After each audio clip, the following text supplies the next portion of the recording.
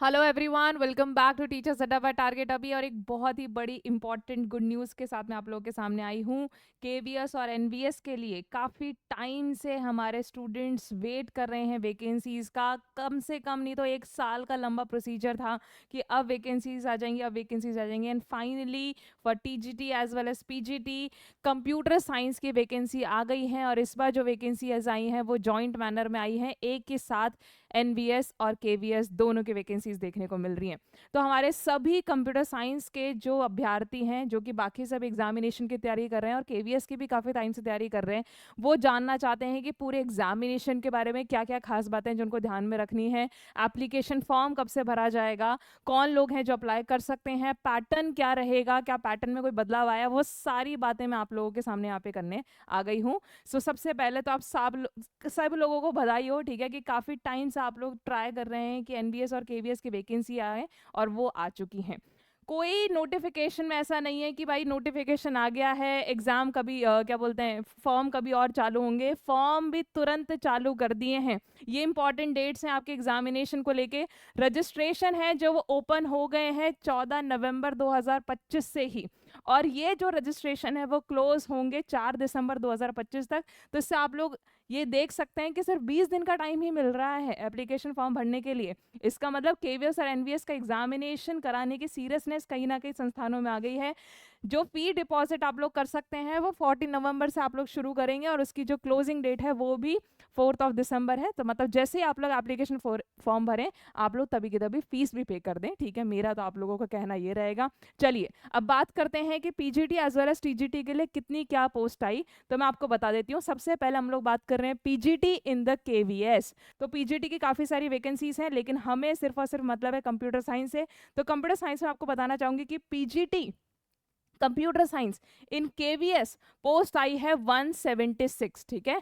Total post आई है 176। अब ये 176 डिवाइडेड है as per the categories. As you can see, unreserve categories, general category students के लिए 73 इसका नंबर रहने वाला है। इकोनॉमिकल वीकर सेक्शन के लिए 17, ओबीसी नॉन क्रीमी लेयर के लिए 47 रहने वाला है, शेड्यूल कास्ट के लिए 26, शेड्यूल ट्राइब के लिए 13। और ये जो स्टार लगा हुआ है ना, इसका मतलब जो बैकलॉग वैकेंसीज थी ना, जो पहले की बची हुई थी, वो भी कहीं ना कहीं इस बार आप लोगों को देखने को मिल रही है। बाकी सारी आपके पर्सन विद डिसेबिलिटी कैटेगरी रहने वाली है, ठीक है। तो टोटल 176, इट्स नॉट अ छोटा मोटा नंबर, काफी अच्छा खासा नंबर है। जितने भी लोग पीजीटी के लिए एलिजिबल हैं, मैं तो सबको कहूंगी कि तुरंत तैयारी में लग जाइए। एग्जामिनेशन भी जल्दी ही हो जाएगा। अभी तक हमारे पास में एग्जामिनेशन को लेकर डेट नहीं है। चलिए, बात हो गई पीजीटी केवीएस की। अब बात करते हैं पीजीटी एनवीएस की। तो पीजीटी एनवीएस कंप्यूटर साइंस में जो हमें पोस्ट देखने को मिल रही है वो देखने को मिल रही है 135, 135 पोस्ट हमें देखने को मिल रही है यहाँ पे। इसमें अनरिजर्व कैटेगरी के लिए रहने वाली है 56, ईडब्ल्यूएस की रहने वाली है 13, हमारे पास में ओबीसी नॉन क्रीमी लेयर की रहने वाली है 36, ओके। एससी शेड्यूल्ड कास्ट की रहने वाली है 20, शेड्यूल्ड ट्राइब की रहने वाली है 10, एंड देन रहने वाली है बाकी दूसरे person with disability category 135। Not a bad number, very good number. PGT में देखो आप लोगों के पास में 300 के आसपास 300 से ऊपर पोस्ट हो गई है। चलिए अब बात करते हैं टीजीटी की। तो टीजीटी केवीएस में कोई पोस्ट नहीं आई है। टीजीटी कंप्यूटर साइंस केवीएस में कोई भी पोस्ट नहीं आई है। टीजीटी एनवीएस में पोस्ट आई है। Look at the number everyone, look at the number. Number रहने वाला है 653, बहुत ही शानदार कहीं ना कहीं संख्या में हमें पोस्ट देखने को मिल रही है। तो जितने भी हमारे स्टूडेंट्स एलिजिबल हैं टीजीटी में, बहुत अच्छा चांस है इस बार आप लोगों के लिए एक जगह बनाने का as a train graduate teacher. तो कंप्यूटर साइंस की मैं बात कर रही हूँ, 653 टोटल पोस्ट रहने वाली है, जिसमें अनरिजर्व कैटेगरी की ही 267 रहने वाली, इकोनॉमिकल वीकर सेक्शन की रहने वाली 65, ओबीसी नॉन क्रीमी लेयर की 176, शेड्यूल कास्ट की इतनी, शेड्यूल ट्राइब की इतनी, एंड बाकी की रहने वाली आप लोगों की पर्सन विद डिसेबिलिटी कैटेगरी। तो टोटल वैकेंसी जो हमारे कंप्यूटर साइंस विद्यार्थियों के लिए रहने वाली है वो रहने वाली है 964, केवीएस, एनवीएस एंड एनबीएस, ठीक है। पीजीटी एंड टीजीटी, ठीक है, समझ गए आप लोग। 900 से ज्यादा पोस्ट, बहुत अच्छा नंबर है ये, सिर्फ एक सब्जेक्ट के लिए, ठीक है। चलिए जी, आगे बात करते हैं। अब इसमें हम लोग बात करते हैं कि कौन कौन लोग एलिजिबल हैं। बहुत सारे डाउट्स आ रहे हैं स्टूडेंट्स के लेके कि क्या मैं एलिजिबल हूँ, क्या मैं एलिजिबल नहीं हूँ। यहाँ पे मैं आप लोगों को वो क्लैरिटी देने आ गई हूँ। तो मैं बात करती हूँ सबसे पहले पीजीटी कंप्यूटर साइंस की। अब ये एलिजिबिलिटी ना एनवीएस और केवीएस दोनों के लिए अलग अलग एलिजिबिलिटी नहीं है, ठीक है। पीजीटी की एलिजिबिलिटी सेम रहेगी, चाहे एनवीएस की बात करूँ चाहे केवीएस की बात करूँ, ठीक है। जो आपका पे स्केल रहने वाला है वो लेवल 8 का रहने वाला है, ठीक है। लेवल 8 वेरी गुड पे स्केल। जो आपकी सैलरी रेंज करेगी वो बेसिक पे इतना रहेगा, इसके बाद में टीए डी और वो सारी चीज़ें मिला के डियर अलाउंस हो जाएगा, आपका एचआरए हो जाएगा, वो सब मिला के it can go up to 1,51,000, ठीक है, as per the pay matrix. Upper age limit जो रहने वाली है 40 ईयर्स रहने वाली है। Again if you belong to schedule caste, schedule tribe, 5 साल का रिलैक्सेशन है उम्र का। अगर आप लोग ओबीसी नॉन क्रीमी लेयर से बिलोंग करते हैं तो 3 साल का रिलैक्सेशन है। औरतों के लिए भी 10-10 साल का रिलैक्सेशन है, ठीक है। तो रिलैक्सेशन आपको पता होगा अपनी कैटेगरी हिसाब से, क्योंकि एक सेंट्रल गवर्नमेंट की पोस्ट है तो उसके आधार पर रिलैक्सेशन आपको मिलने वाला है उम्र का। चलिए सब बातें करते हैं पीजीटी कंप्यूटर साइंस में कौन लोग एलिजिबल हैं, ठीक है। सिंपल बात, पोस्ट ग्रेजुएट टीचर तो पोस्ट ग्रेजुएशन डिग्री लगेगी। तो अगर आपने एमएससी करा है, या तो आईटी में करा हो या कंप्यूटर साइंस में करा हो, या आपने एमसीए करा है, बकायदा आप लोगों के 50% नंबर आपकी डिग्री में होने चाहिए। अगर इससे कम आपके नंबर डिग्री है, नहीं आओ एलिजिबल। या तो आपने ये कराओ या फिर आप एमटेक वाले स्टूडेंट हो। अगर आपने मास्टर्स इन इंजीनियरिंग कराओ या फिर एमटेक करा हो, ठीक है, किसी भी रिकॉग्नाइज कॉलेज से जिसमें भी आपके कम से कम 50% नंबर होने चाहिए, ठीक है। तो एमएससी करा हो, एमसीए कराओ या फिर एमटेक कराओ, चलेगा, आप लोग एलिजिबल हो सकते हैं। इसके साथ में एक तो ये चाहिए ही चाहिए, दूसरा चाहिए बीटेक की बीएड की डिग्री, ठीक है, बीएड की डिग्री।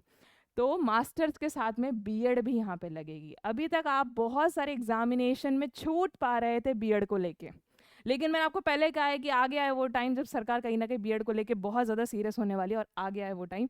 बीएड यहाँ पे मैंडेटरी है, क्योंकि वो पहले भी थी केवीएस एनवीएस में, ठीक है। तो बीएड वो कहीं ना कहीं मांग रहे हैं, और बीएड में उन्होंने वैरायटी दी है कि आप लोगों ने बीएड या तो 3 साल की करी हो, इंटीग्रेटेड करी हो, या फिर 4 साल की जो डिग्री होती है ना, डिग्री प्लस बीएड दोनों, वो आप लोगों ने करी। तो बीएड कैसे भी होनी चाहिए, एडिशनल बीएड करियो या फिर इंटीग्रेटेड बीएड करियो जिसमें ग्रेजुएशन डिग्री और बीएड दोनों होते हैं, वो भी चलेगा।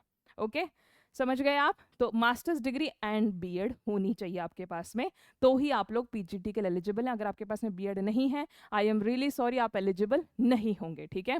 अगर मैं बात करूं टीजीटी की, train graduate teacher, you all are aware, इसमें ग्रेजुएशन मांगी जाती है, ठीक है।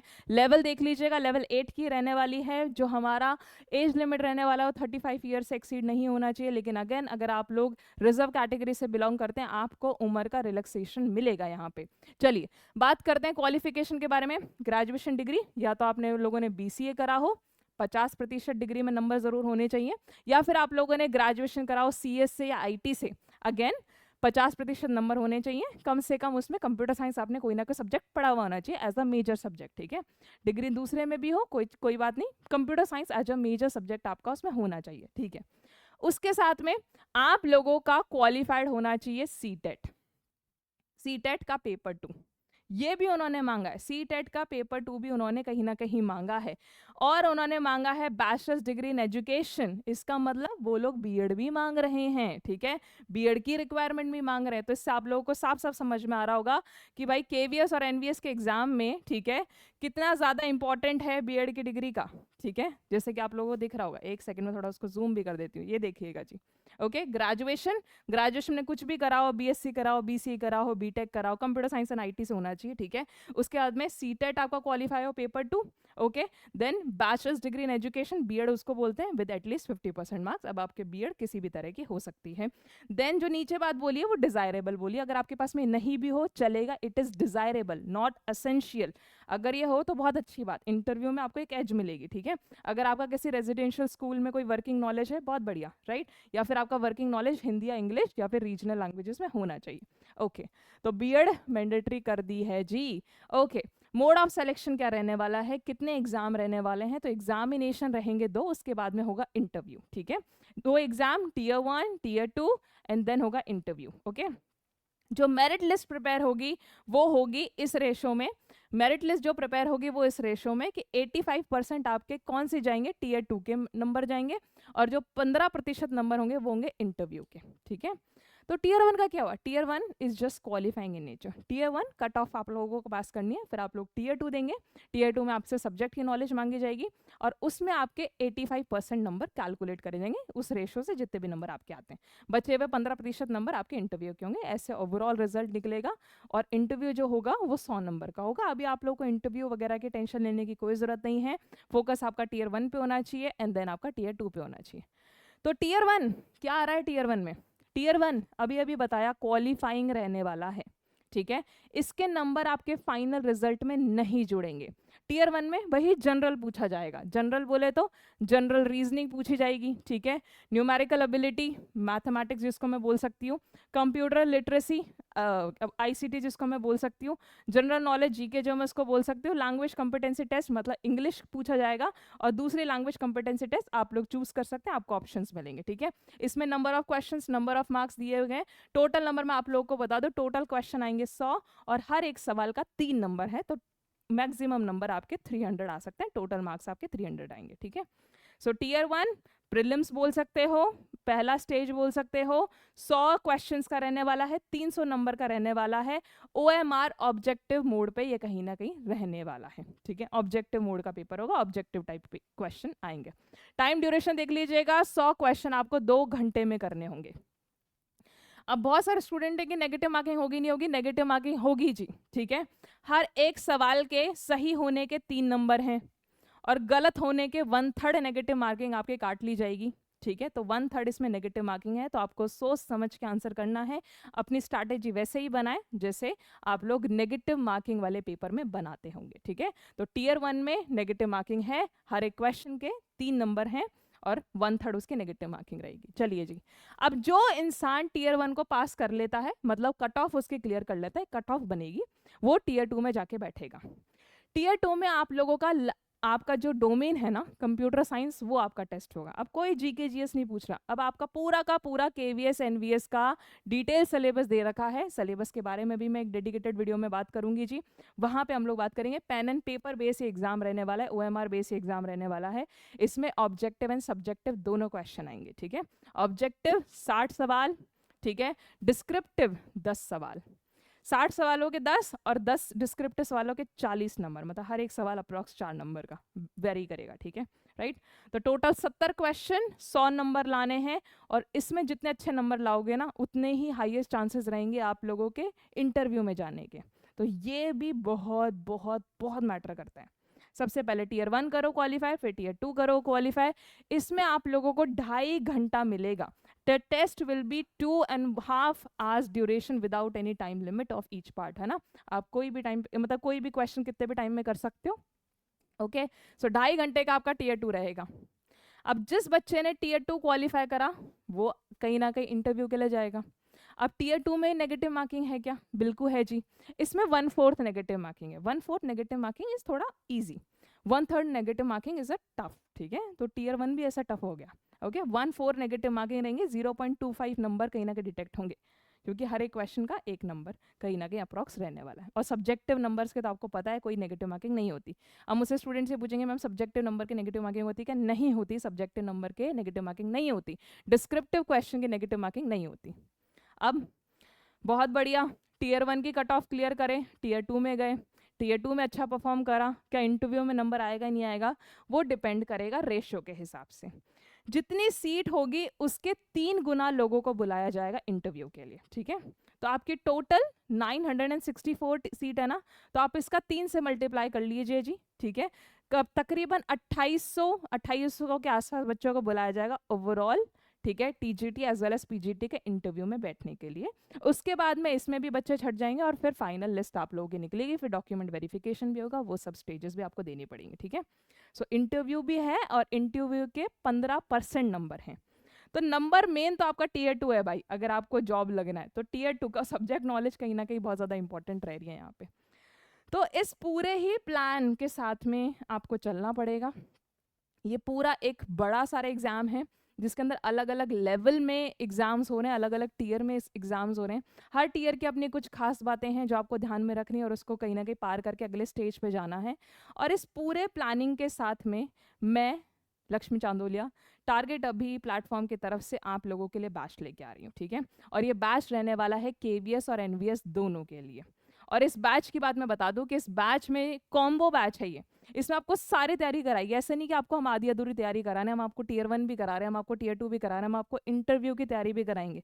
मैंने खुद ने बहुत जगह इंटरव्यू दिए हैं, तो मैं अपना पर्सनल एक्सपीरियंस आप लोगों को दूंगी। और मेरे इंटरव्यू में काफ़ी सही नंबर भी आए थे काफ़ी जगह, ठीक है। और बहुत सारे स्टूडेंट्स को भी हम लोगों ने पहले भी इंटरव्यूज़ की तैयारी कराएं। केवीएस हमारा एक काफ़ी इंपॉर्टेंट एरिया रहा है, ठीक है। हमने ऑल इंडिया रैंक 1 भी दिए दूसरे अलग स्ट्रीम्स में, ओके। सो इंटरव्यू की तैयारी भी हम लोग आप लोग यहाँ पे कराएंगे।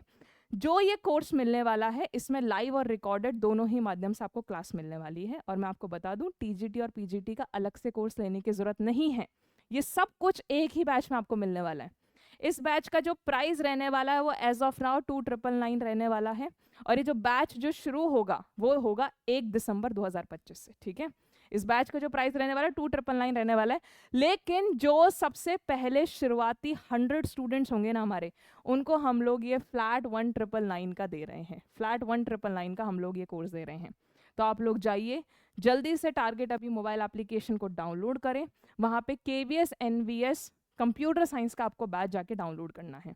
सो बहुत सारे हमारे कंप्यूटर साइंस के अभ्यर्थी जो बहुत टाइम से तैयारी कर रहे हैं, वो बहुत ही ज़्यादा क्यूरियस थे कि कब आएंगे डेट्स, कब आएंगे एग्जाम्स, है ना। Here is the exam, now it's time for you to prepare and we can help you in this preparation, okay.